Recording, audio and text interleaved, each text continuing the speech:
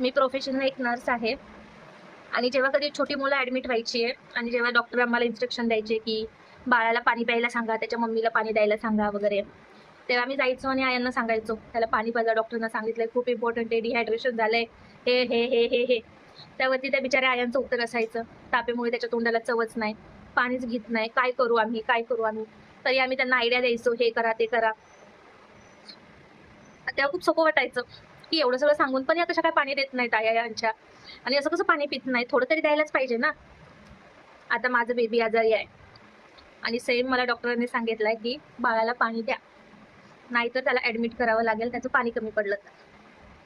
त्यासाठी मी ही bottle try केली, ही bottle try केली, हा ग्लास ट्राय केला, हा पण ग्लास ट्राय केला, हा पण ग्लास ट्राय केला, हे मखाने पण ट्राय केले, बट स्टील त्याने एक सिपही पाण्याचं घेतलेलं नाहीये.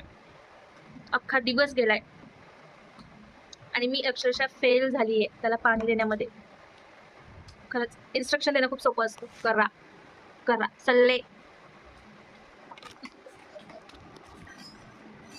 अवघड आहे बाबा. इथून पुढे सल्ले देताना 1000 वेळा विचार करेल मी. वेळ आली आता तेव्हा समजतंय, सोपं नाहीये. चलो बाय.